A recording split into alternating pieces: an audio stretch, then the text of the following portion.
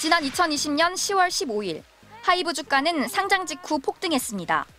공모가의 2배인 27만 원으로 시작해 장중 상한가를 기록하는 이른바 따상을 찍었습니다. 하지만 35만 1,000원을 찍은 뒤 주가는 곧바로 곤두박질 쳤습니다. 12거래일 만에 종가는 14만 2,000원, 최고가 대비 59% 폭락했습니다. 주식을 갖고 있던 사모펀드 운용사 3곳이 첫날부터 주식을 대량 매도한 겁니다. 첫날부터 수십만 주를 시작으로 나흘 동안 100만 주 넘게 팔았습니다. 그런데 금융당국 조사 결과 방시혁 의장이 이 사모펀드들과 사전에 계약을 맺은 사실이 뒤늦게 드러났습니다. 기존 주주들에게는 하이브를 상장할 계획이 없다고 속여 주식을 사모펀드에 팔도록 하고 사모펀드가 얻은 주식 매각 차익의 30%를 방시혁 의장에게 주기로 한 겁니다. 상장 직후 사모펀드는 주식을 팔아 막대한 수익을 거뒀고 방 의장은 1,200억 원, 새 공모자들과 합치면 1,900억 원 넘게 챙겼습니다. 기존 투자자들은 대부분 기관 투자자였고 국민들의 노후 자금인 연기금도 있었던 것으로 전해졌습니다. 금융당국은 사기 의도를 갖고 주식시장을 교란한 것으로 보고 방시혁 의장과 하이브 전 임원 등 4명을 검찰에 고발했습니다. 자본시장법 위반 혐의는 5년 이상 징역 또는 최대 무기징역까지 가능한 중범죄입니다.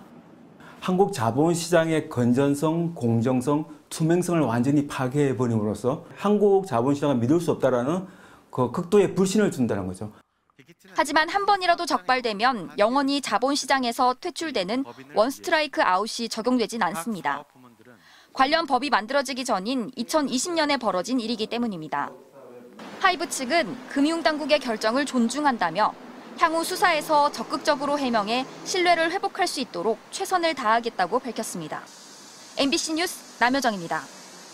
금융당국이 방시혁 하이브 의장을 사기적 부정거래 혐의로 검찰에 고발하기로 했습니다. 검찰 고발은 금융당국이 개인에게 내릴 수 있는 최고 수준의 제재입니다. 지난 2020년 10월 하이브는 13만 5천 원의 코스피에 상장해 장중 상한가 35만 1,000원을 찍었습니다.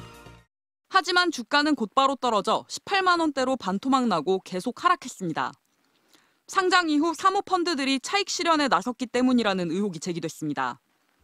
금융당국에 따르면 방 의장은 상장 전 사모펀드 3곳과 계약을 맺었습니다. 상장 후 사모펀드가 지분을 팔았을 때 차익의 30%를 넘겨받기로 한 겁니다. 사모펀드는 기존 투자자들로부터 하이브 주식을 사들였고 당국은 이 과정에서 방 의장이 상장 계획이 없다고 투자자들을 속인 것으로 보고 있습니다. 그리고 방 의장은 이 계약을 통해 4천억 원가량 정산받았다는 의혹을 받고 있습니다. 계약 사실은 한국거래소 상장심사와 금감원 증권신고서에서도 빠져 있었습니다.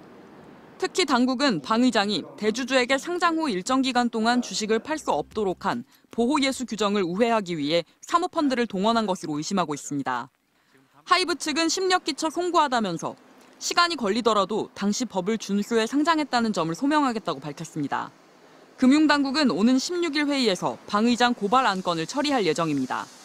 이재명 대통령은 증시 교란 행위에 단호한 대응을 강조해왔습니다. 취임 직후에는 한국거래소를 방문해 시장 질서 확립 의지를 보였습니다. 정부는 불공정 행위가 한 번이라도 발견되면 주식시장에서 완전히 퇴출시키는 이른바 원스트라이크 아웃 제도를 도입하기로 했습니다. MBC 뉴스 김민영입니다.